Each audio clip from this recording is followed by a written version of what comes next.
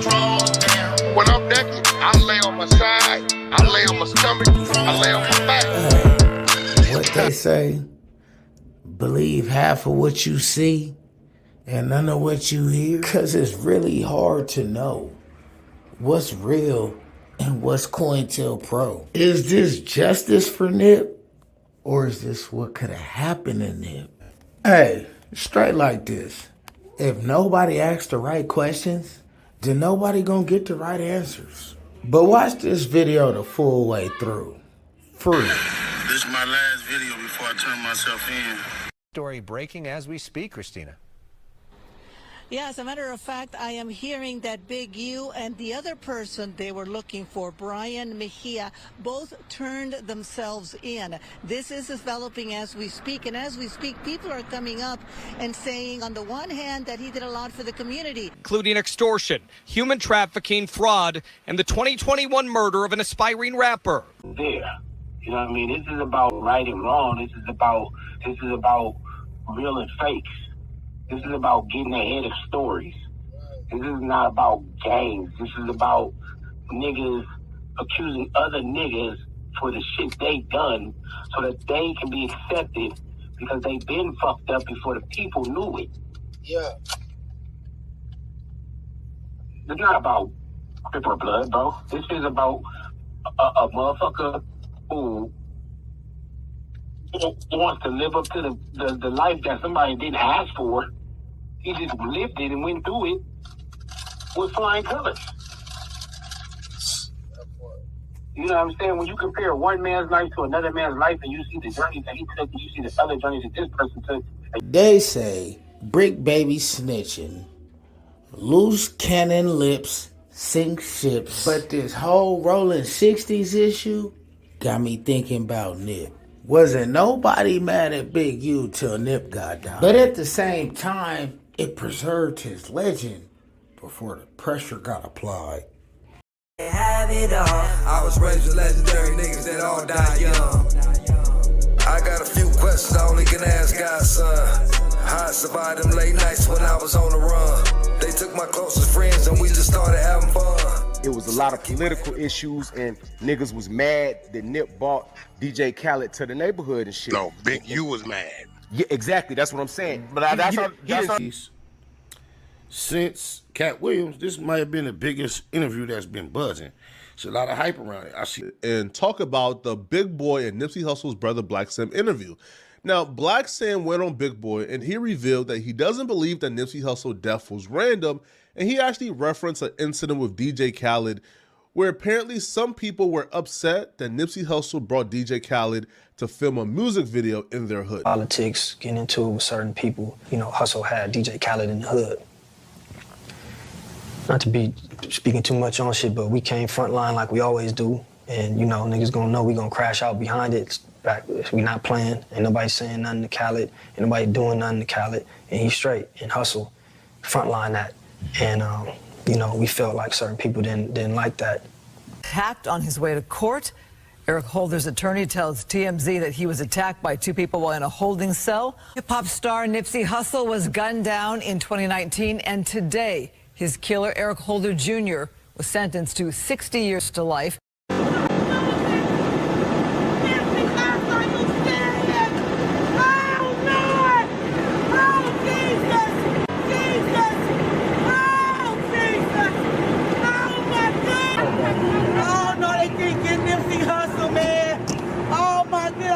Nipsey Hussle, are you serious? Are you serious? Nipsey wasn't a legend. He wasn't. It's just real shit. The man died with 1 million followers, no radio hits. Say that the true price of fame in the music industry is up to 25 years off your life. While in recent history it's been labeled the Prince effect, it's called the death clause. And I'm on a phone, he FaceTimed me. So he FaceTimed me and stuff like that. He was like, Nipsey just got killed. I'm like, 6-0, I didn't hear that. So I hang up with him. I called Nipsey, and I'm like, Nipsey, what's up? He was like, oh, what's up with it? Nipsey answered. Nipsey answered. He answered the phone, and I was like, I love you, cuz, or whatever like that. Did you tell him the call you just got, or you didn't even mention it? I didn't mention it. And that's... I'm finna give you the game about the evil that I done seen in that music game. I'm finna tell you the truth about that Illuminati that they got going on in that music game. See, I love the music that they make, but I dislike the music business because everything fake. I done seen it all in that music industry. I done seen the devil himself. On a dead rapper. They say the streets is a myth, and I say the streets is legendary. They say the internet is undefeated, but so is the streets, and this is where they clash. It's a necessary thing for his greatness to be displayed. It's funny to me, some people, I be watching people be like, Nip Hustle, I be like, bro, like, you feel me? I want to be like, stop faking, but man, I don't give a fuck. You know what I mean? Like, my nigga Jesus, you feel me, in these streets. So I'm rocking. You know, however y'all want to praise him, I'll be Constantine for cuz. I'll organize how we should worship him, and I'll put the extras on it to make sure, cuz. I'll call a council and I see it for cuz and everything and tell you this how we gonna worship Nip. Matter of fact, let me play a couple more clips before we get into it. When I came down here, Nip give me his black trucks and give me a driver, you know. Nip kind of protected me out here, you know. Oh, so he actually went out of his way to make sure you were safe. He kind of went out of his way to make sure I was safe when I was out here. So, and we talk, you know, when we talk, it's never about music. It's about stuff that's happening on in the world, you know. Me and him had a similar entrepreneur mind. And we'll explore that, you know. And we had a respect for each other. And Nip was my boy, man. Him telling me like, man, we the last ones left at this shit. That's what I always remember, that conversation, me and him getting high in the back of the studio in the part where you smoke, where you chill at, and he was just really making me feel like he understood me when he told me like, we the last ones left with this shit. We the last ones standing up. We the last ones speaking. And you know, that's the most that's the best conversation. You know, you wouldn't expect two rappers to be talking. Yeah, like that. You know what I mean? Thinking like that. If people were thinking about Tip and NIPSEY in a conversation, they wouldn't be thinking the types of things you know what I'm saying? We're talking about portals and Antarctica and, you know what I'm saying? Like all kinds of different dimensions and, you know, just different types. That was a real enlightening relationship. You know, when you can get around somebody and learn something and offer something for someone else to learn, that's, you know, that's still sharp.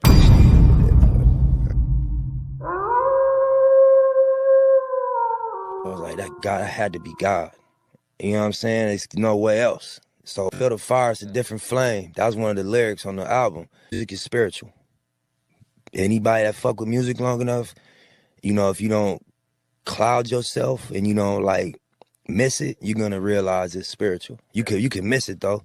You know what I mean? But if you in tune and you present enough, you're gonna be like, it's vibrations, it's the word. If you even read the Bible in the beginning, it was the word. That's the first thing that the Bible say. You know what I mean? So the power of the word is intense, it's real. So to try to make music and separate it from a spiritual thing, I don't think it's possible. I don't even think that, you know, the actual act of music. Think about this. You going somewhere mentally and you bringing something back that people that aren't where you just went can hear in the place that you both are. Like you go somewhere when you go pull a lyric down. Where is it at? Where does it exist? You know what I'm saying? And then you say it with your voice and now everybody can hear it. So what is that? But you just raw. Whatever you are, you bring it to your art. And then you start learning shit and you got to figure out how to keep the rawness in it. From learning all these ways to be more effective, you got to learn how to not let the raw material get filtered out.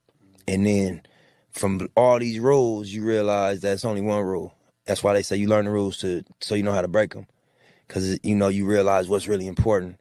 And it's a golden rule. And if you don't break the golden rule, all the other shit people will forgive and accept, long as you don't break the golden rule in the art, in my opinion. You know what I'm saying? Which is like, tell the truth. I think that sum it up. We men first, man. You might have somebody from your section that, you know, y'all grew up in the same area under the same street politic, but y'all just two totally different type of men that don't see eye to eye and don't relate on principle and on moral. Then you got other people grew up on the other side of the tracks that you relate to their morals and how they move and what they believe in. So I think that, you know, we got to judge each other off morals and, you know what I mean, what we stand on first. Depth of the politics out here, I know that it's a gangbanging culture, though, and you know what I'm saying, it's something serious. So, you know, from my experience with LA, you know, whatever the politics of the streets are, you always got the exceptions where, nah, that's my people. You know what I mean? I got love and respect for dude. I was in jail with him, or I went to elementary with him, or I know his family, or we semi-halfway related, and nah, you know, I got the chance to know him, and he's solid, and we good. I come from that. I'm one of, you know, I'm somebody that was a part of that, lived in that space, you know, grew up in that area, come from that understanding. So whatever I do is possible for anybody in them situations to do. That's really what I mean by that. That, you know, I exist in a lot of categories. I'm an artist, you know, I'm a hustler. So, you know, you see what I do and you be like, if you an artist, I could do what Nip's doing because I'm an artist too. Or if you a hustler, I could do what Nip's doing or is on his way to be doing because I'm a hustler too. But also, I'm a banger. I come from gang banging. So if you a banger and you in them situations, I want you to know as well, you know what I mean, whatever's being done and being received is possible for you as well. And, you know, it was important that whatever happened with my career, that, you know, it belongs to the people that's in that life. Not like only, and like for everybody that's not, I'm not saying that it excludes them. I'm just saying that, you know, the young dude that's figuring out life right now, you know, you can never say, well, he don't understand because I'm going through this and I do. You know what I'm saying? I understand exactly what you're going through. But what I do, yep. All I do is uplift people, man. I don't worry about this shit, man. Y'all gotta understand, man. People gonna talk. These lanes make money off of using Big U name. You know what I mean? They ain't gonna never pull up. But one thing is for certain, right? Everything they say, Big U did it, man. They got me doing so much mother. I don't even know what. I don't even know what I'm doing. Then I didn't do it. Got you a whole bunch of different places at one time. At one time. They say, y'all, you know, it's another new one too. I got into it with Fats. Let me give y'all the information on that. I ain't never got into it with Fats. Fats is my little homeboy. Ever in my life, me and Fats ever got into it with nobody. Never, ever, ever, ever. So, you gotta figure that one out anyway. So, all that shit them is telling y'all stupid for listening to any of that shit. Fats put Big U on his pockets. Damn. Big U tried to take off on Nip, and Fats took off on Big U and set him on his pockets. In front of everybody. A week later, Fats was out of here. I think somebody might have shot him. I don't know what happened. But y'all been listening and responding to this. These niggas been saying for the last 6-7 years. Why you gonna stop? No, longer than that. Longer than that. Y'all was accusing me of shit that I ain't even do. And what's funny, I wasn't even in town. So figure that one out. But I ain't gonna address this shit. We winning. How about that? We winning. That's a fact. We ain't losing. Definitely winning. We ain't losing. We winning. We doing positive work. You know what I mean? Got the juice. How about that? We can go anywhere, all over, anywhere. We can go anywhere we want to go. Anywhere we go, we set. Y'all gonna figure that out tonight when we touch that town tonight, man. Y'all need to get y'all math right too. How y'all say I was jealous of somebody, and then y'all say I was getting $1 million a year? Your math ain't correct, man. I'm getting $1 million a year, and I'm jealous of them. Y'all gotta get this shit correct. Yeah, niggas got the game. Y'all got the game. I'm getting $1 million a year, but I'm jealous of somebody. I'm hating on somebody. Come on, man. I'm having fun. Let me tell you what I do. I put over, up to now, 1,000 kids, over 1,000 black men, Hispanic kids, women in college. I've helped and been instrumental in over 12 black boys from South Central LA making it to the NFL. My son being the last one. I ain't finished yet. You know what I mean? What I did notice, he did not name any individual. He said just the way things took place, his belief that there had to be someone else that may have been perhaps, influencing or motivating dude to make the moves. Perhaps it's better in this case to focus on what is going on within the industry as a whole. Because if you shift focus away from the individual to the industry, and you pause for a moment to think about the financial incentives of the music world, you'll notice something incredibly concerning. Music is one of the few industries on the planet where someone's work is worth significantly more to a company after their passing. Generations are remembered by the art that they leave behind, and the easiest way to be remembered is to be hailed as a legend from that time period. A premature death can take an artist from a good artist to a legend, which can in some cases solidify an artist's recording catalog to be a cash cow for decades to come. The vector sector, right? So now I'm being expanded, but now they pulling me away from the set. The set have made it known nobody's bigger than the set. Nobody's bigger than the program. NIP had gotten bigger than the program. And you see, students, don't fear.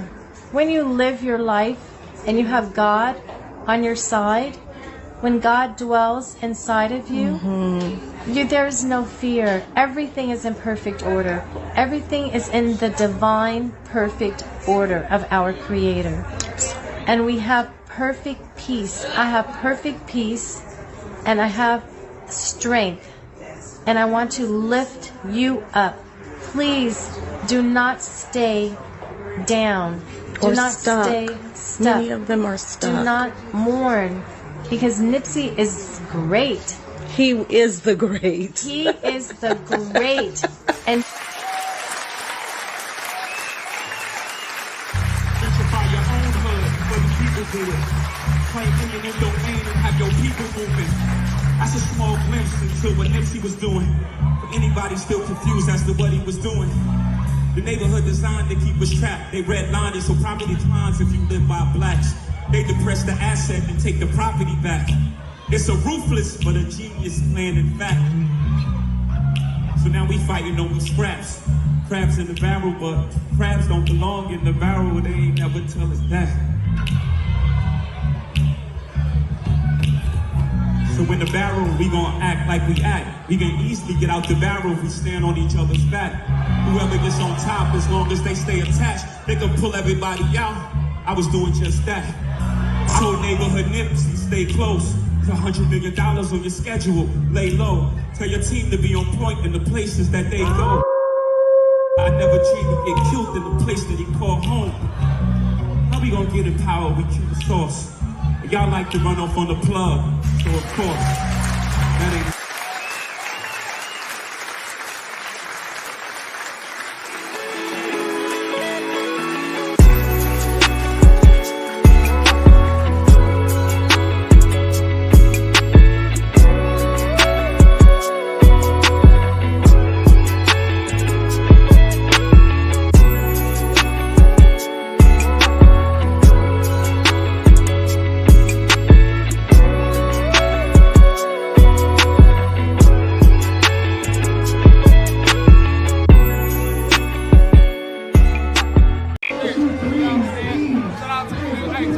my niggas from Phil G's, you know it's all love. Location, Phil G's TV.